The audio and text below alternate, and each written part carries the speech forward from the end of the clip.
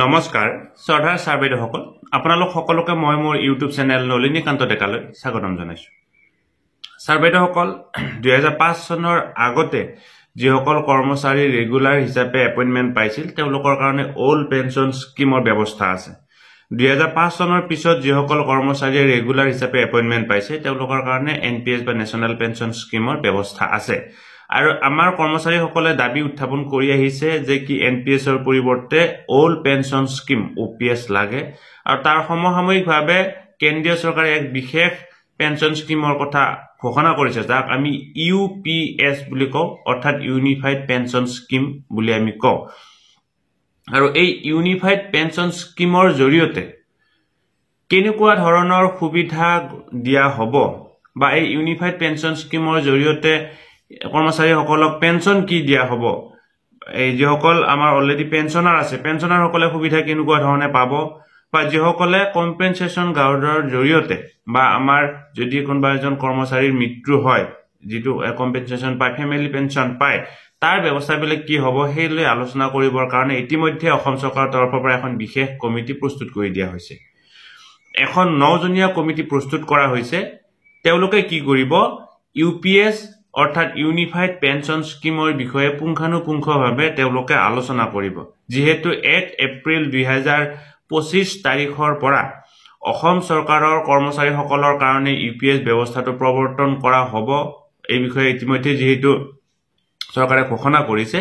গতিকে তাৰ লগত জড়িত কথাবিলাক আলোচনা কৰিবৰ কাৰণে ইতিমধ্যে 9জনীয়া এখন কমিটি প্ৰস্তুত কৰা হৈছে ইউনিফাইড পেনশন স্কিম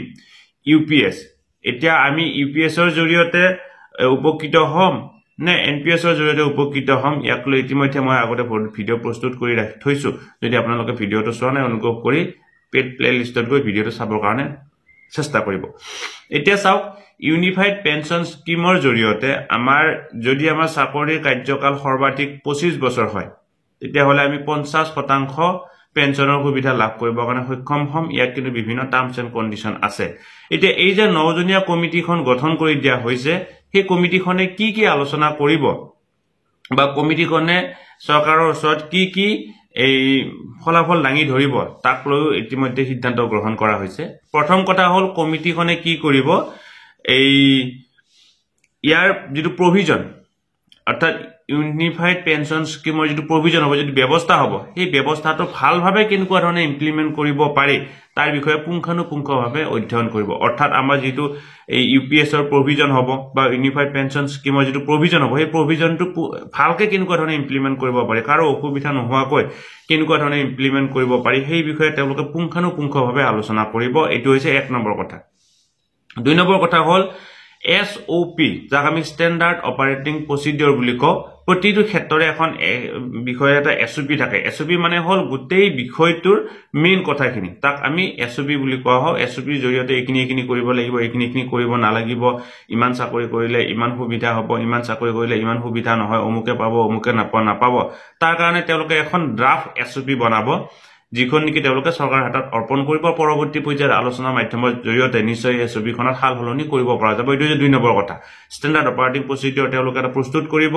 অৰ্থাৎ ইউনিফাইড পেনশন স্কিমৰ কাৰণে তেওঁলোকে এখন ড্ৰাফট SOP প্ৰস্তুত কৰিব 3 নম্বৰতে হল তেওঁলোকে কি কৰিব চৰকাৰে যেটো কন্ট্ৰিবিউচন চৰকাৰৰ এটা কন্ট্ৰিবিউচন ধৰ সম্ভাৱ্য কন্ট্ৰিবিউচন বুলি কোৱা হৈছে 8.5% তাৰ ওপৰত তেওঁলোকে সিদ্ধান্ত গ্ৰহণ কৰিব ইতিমধ্যে যেহেতু এনপিএছ ত 14% চৰকাৰৰ তৰফৰ পৰা কন্ট্ৰিবিউচন দি থকা হৈছে এই ইউপিএছ ত অসম চৰকাৰৰ তৰফৰ পৰা 8.5% তেনেকুৱা সম্ভাৱ্য কন্ট্ৰিবিউচন দিব পৰা যায় নেকি বা তেনেকুৱা ধৰণৰ বিষয়ে আলোচনা তেওঁলোকক কৰিবৰ কাৰণে সিদ্ধান্ত তেওঁলোকে গ্ৰহণ কৰিছে বা তেওঁলোকে সিদ্ধান্ত তেওঁলোকক পৰামৰ্শ দিয়া হৈছে গতিকে সম্ভাৱ্য বুলি কোৱা হৈছে সম্ভাৱ্য 8.5% কন্ট্ৰিবিউচন সম্পৰ্কে কমিটিখনে বিতংকৈ আলোচনা কৰিব আৰু তাৰ যি তেওঁলোকে ৰিপৰ্ট দিব এই ৰিপৰ্টত তেওঁলোকে এই কথাটো ভালদৰে উপস্থাপন কৰিব তাৰ পিছত ড্ৰাফট সিস্টেম এটা কৰিব ড্ৰাফট সিস্টেম ডিজাইন ইয়াৰ আগৰ যেটোখন ড্ৰাফট আছিল সেইখন হৈছে ড্ৰাফট SOP এটা ড্ৰাফট সিস্টেম মানে গোটেই যেটো সিস্টেম হ'ব ইউপিএছ বুলি কোৱাৰ লগে লগে এই 2005 চনত অবসৰ গ্ৰহণ মানে 2005 চনত চাকৰি পাই 6 চনত অবসৰ গ্ৰহণ কৰা জনৰ কি হ'ব ইতিমধ্যে অবসৰ গ্ৰহণ কৰি থকা সকলৰ কি হ'ব বা থকা সকলৰ কি হ'ব এই সকলোবিলাক আলোচনা কৰিবৰ কাৰণে এটা ড্ৰাফট সিস্টেম তেওঁলোকে প্ৰস্তুত কৰিব এটা ডিজাইন যাক আমি ডিজাইন বুলি ক'ব পাৰো এটা ডিজাইন প্ৰস্তুত কৰিব আৰু এই ডিজাইনটোৰ ওপৰত ভিত্তি কৰি পৰৱৰ্তী পৰ্যায়ত ইউপিএছ কেনেকুৱা ধৰণে দিয়া হ'ব সেই বিষয়ে সিদ্ধান্ত গ্ৰহণ কৰা হ'ব গতিকে তেওঁলোকে এই ইউপিএছৰ কাৰণে এখন ড্ৰাফট প্ৰস্তুত কৰিব অৰ্থাৎ যাক আমি কি বুলি ক'ব পাৰো ডিজাইন বুলি ক'ব পাৰো তেনেকুৱা ধৰণে এই সিদ্ধান্ত তেওঁলোকে এখন মানে কৰিব ড্ৰাফট প্ৰস্তুত কৰিব যে গোটেই সিস্টেমটো কেনেকুৱা ধৰণৰ হ'ব একে প্ৰথমৰ পৰা শেষলৈকে পৰৱৰ্তী পৰ্যায়ত কেনেকুৱা ধৰণৰ হ'ব এই গোটেইখিনি তেওঁলোকে প্ৰস্তুত কৰিব যাক বোলা হৈছে ড্ৰাফট সিস্টেম তাৰ পিছত তেওঁলোকে আমাৰ যিসকল কম্পেনচনেট ফেমিলি পেনচন আছে যাক আমি কি বুলি কওঁ CFP বুলি কোৱা হয় কম্পেনচনেট ফেমিলি পেনচন CFP এই CFP যিটো ব্যৱস্থা কম্পেনচনেট পেনচন সিস্টেমৰ যিটো ব্যৱস্থা ইতিমধ্যে তাক লৈ বিধানসভাত বিল আছে এই বিলখনৰ কিবা হাল সলনিৰ প্ৰয়োজন আছে নেকি এমেন্ডমেন্ট কৰাৰ প্ৰয়োজন আছে নেকি উইথ ৰিগাৰ্ড NPS আৰু UPS বুলি কোৱা হৈছে এই যেটো কম্পেনচনেট ফেমিলি পেনচনৰ যেটো ব্যৱস্থা হেতু NPS ৰ সময়ত বৰ্তমান প্ৰযোজ্য হৈ আছে আৰু এইটো UPS ৰ ক্ষেত্ৰত কেনেকুৱা ধৰণে প্ৰযোজ্য কৰিব পৰা যায় যাক আমি এনেকুৱা ধৰণে ক'ব পাৰো এতিয়া যদি এই সময়ত মোৰ মৃত্যু হয় মই যদি এজন চৰকাৰী কৰ্মচাৰী হয় তেতিয়া হলে মোৰ ফেমিলিয়ে 60 বছৰলৈকে সম্পূৰ্ণ দৰমহা পাই থাকিব এই যেটো ব্যৱস্থা কম্পেনচনেট ফেমিলি পেনচন ইয়াৰ আগতে কি আছিল এই কম্পেনচনেট গাঁৱত চাকৰি ব্যৱস্থা আছিল মোৰ যদি মৃত্যু হয় মোৰ যদি যোগ্য সন্তান আছে বা যোগ্য উত্তৰাধিকাৰী আছে তেতিয়া হলে তেওঁ চাকৰিটো পাইছিল কিন্তু এইটো চৰকাৰ এতিয়া হেতু ব্যৱস্থা সলনি কৰি কি কৈছে কম্পেনচনেট ফেমিলি পেনচনৰ ব্যৱস্থাটো কৰিছে অৰ্থাৎ এই ফুল দৰমহা পাব তাৰ পিছত আকৌ পেনশন পাব ফেমিলি পেনশন পাব গতিকে এই ব্যৱস্থাটোৰ কেনেকুৱা ধৰণে কৰিব পৰা যায় ইয়াৰ কাৰণে কি কৰিব তেওঁলোকে এখন ড্ৰাফট প্ৰস্তুত কৰিব গতিকে এই সকলোবিলাক কমিটিখনে কিন্তু ফাইনেল নহয় তেওঁলোকে এইটো ড্ৰাফট প্ৰস্তুত কৰিব ড্ৰাফট প্ৰস্তুত কৰি চৰকাৰৰ আগত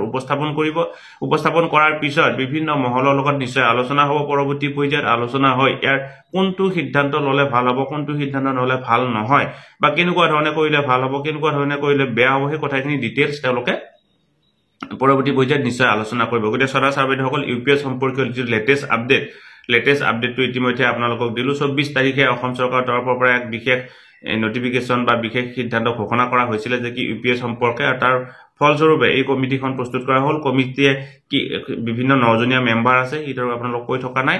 এই নিশ্চয় আপোনালোকে হোৱাটছআপৰ জৰিয়তে বা ফেসবুকৰ জৰিয়তে পাইছে গতিকে কমিটিয়ে কি আলোচনা কৰিব এই কথাখিনি কৈছো গতিকে সদা সাৰ্বৈধসকল এনেকুৱা ধৰণৰ লেটেষ্ট আপডেট বিলাক পাই থাকিবৰ কাৰণে আমাৰ ভিডিও ডেসক্ৰিপচনতে লিংক দিয়া আছে তাত গৈ আপোনালোকে জয়েন হৈ ললে আমাৰ সেই গ্ৰুপটোত জয়েন হৈ ললে আপুনি নিয়মীয়াভাৱে এনেকুৱা ধৰণৰ খবৰবিলাক পোনপটীয়াভাৱে পাই থাকিবৰ কাৰণে সক্ষম হ'ব সাৰ্বৈধসকল ভিডিওটো ইমানতে সামৰিছো আপুনি সকলো কৰ্মচাৰীলৈকে যেটো অকল আমাৰ শিক্ষকৰ লগতে ব্যৱস্থাটো জড়িত নহয় অসম চৰকাৰৰ প্ৰতিজন ৰেগুলাৰ কৰ্মচাৰীৰ লগতে যেটো এনপিএছ ব্যৱস্থাটো জড়িত হৈ আছে ভিডিওটো যিমান পাৰে সিমান আগলৈকে ফৰৱাৰ্ড কৰিব বুলি আশা কৰিলো ধন্যবাদ সদা সাৰ্বৈধসকল নলিনীকান্ত ডেকা নামৰ ইউটিউব চেনেলটো হৈছে এটি শিক্ষামূলক ইউটিউব চেনেল এই চেনেলটোৰ জৰিয়তে আমি শিক্ষক ছাত্ৰ-ছাত্ৰী অভিভাৱক আৰু বিদ্যালয়ৰ কাৰণে উপযোগী কিছু ভিডিও প্ৰস্তুত কৰিবৰ কাৰণে চেষ্টা কৰো আপুনি যদি আজি প্ৰথমবাৰৰ কাৰণে এই চেনেলটো চাইছে অনুগ্ৰহ কৰি চেনেলটো সাবস্ক্ৰাইব কৰিব আৰু অল নটিফিকেশন প্ৰেছ কৰি থব